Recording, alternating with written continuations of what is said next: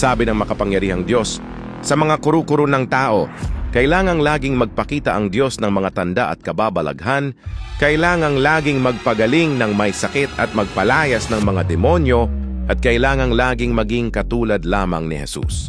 Subalit sa pagkakataong ito, hindi talaga ganoon ang Diyos. Kung sa mga huling araw, nagpakita pa rin ang Diyos ng mga tanda at mga kababalaghan, at nagtaboy pa rin ng mga demonyo at nagpagaling ng may sakit, kung gagawin niya ang ginawa mismo ni Jesus, uulitin ng Diyos ang parehong gawain at mawawalan ng kabuluhan o halaga ang gawain ni Jesus. Sa gayon, isinasagawa ng Diyos ang isang yugto ng gawain sa bawat kapanahunan. Kapag natapos na ang bawat yugto ng kanyang gawain, agad itong ginagaya ng masasamang espiritu.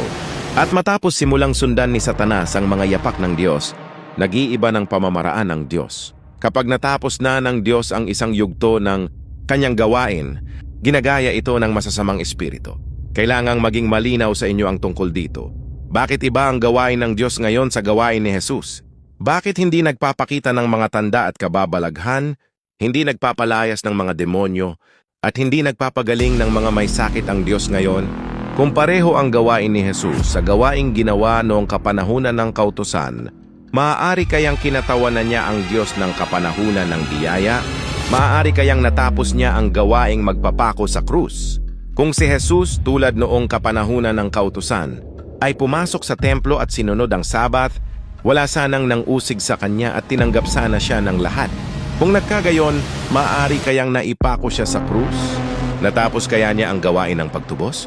Ano ang magiging kabuluhan kung nagpakita ng mga tanda at kababalaghan ng Diyos na nagkatawang tao sa mga huling araw tulad ng ginawa ni Jesus?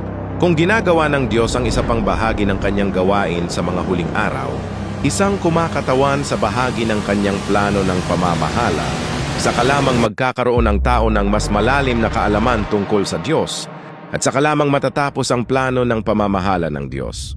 Mula sa ang paghatol ay nagsisimula sa tahanan ng Diyos,